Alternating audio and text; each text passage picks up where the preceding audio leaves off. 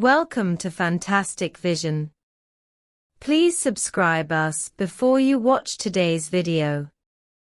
The escalation of the technology war between China and the United States has further intensified friction between the two countries, and a series of restrictive measures and sanctions have already been introduced. In order to protect its leading position in the semiconductor industry, the United States reached a tripartite agreement with Japan and the Netherlands to restrict the export of semiconductor equipment. China responded by imposing export restrictions on rare earth metals. These two metals play an important role in high-tech industries, and the United States is highly dependent on them. China's restrictive measures have undoubtedly dealt a huge blow to the United States. In the technology war between China and the United States, both sides are constantly adjusting their strategies to compete for competitive advantages in the field of science and technology. Against this background, the United States immediately changed its attitude after obtaining the rare earth license and sanctioned 9 Chinese companies. For China, this is undoubtedly a reflection of reciprocal countermeasures. At the same time, China finally began to counterattack frontally. On October 20th, important Chinese departments announced that highly sensitive graphite items would be adjusted from temporary control to formal control to safeguard national interests. As soon as the news came out, countries such as Japan and the United States, which had strong demand for Chinese graphite, panicked. Especially for Japan, its Foreign Minister Taiyo Kono said, angrily in an interview, "This is undoubtedly an act of economic retaliation, and China's export controls are unacceptable and will cause serious damage to relations between the two countries." As a raw material for lithium-ion batteries, lubricants, and thermal insulation materials, graphite plays an important role in the industrial field.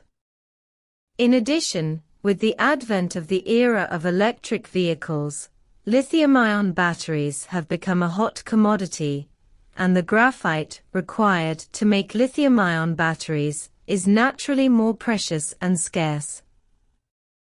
It is estimated that each electric vehicle requires about 50 to 70 kilograms of graphite.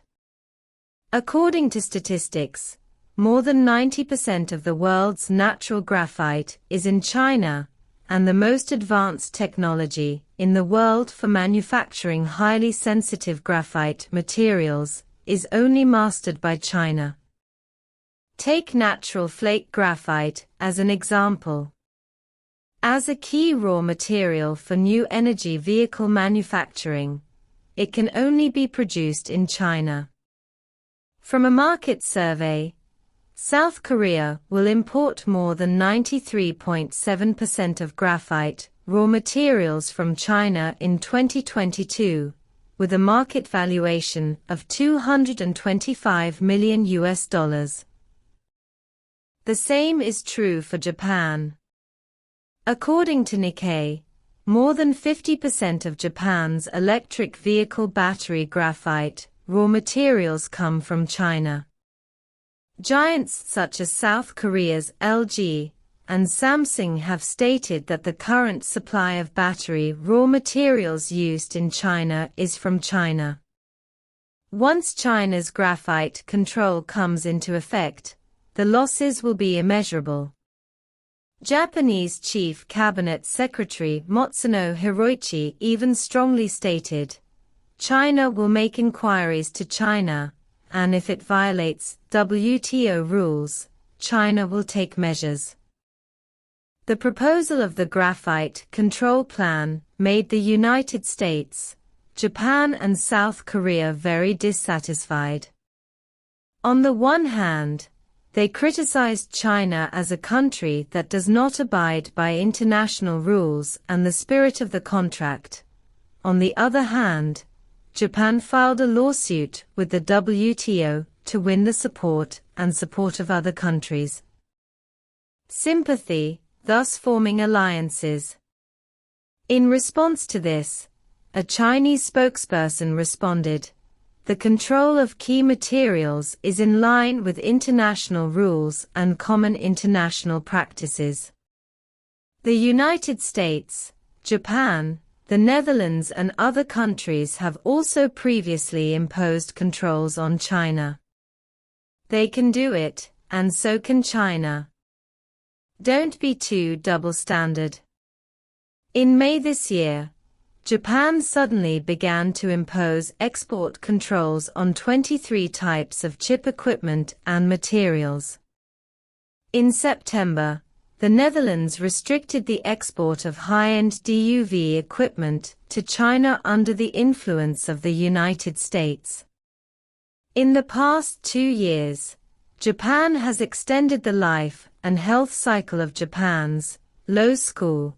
When they sold 20,000 bottles to China, they forgot whether they had already violated WTO fair trade rules. Take the low white, for example. Over the years, the United States, Japan and other countries have responded to their own aging problems and have made certain breakthroughs in the study of biotechnology for healthy aging of the human body. The low white is one of such scientific and technological achievements.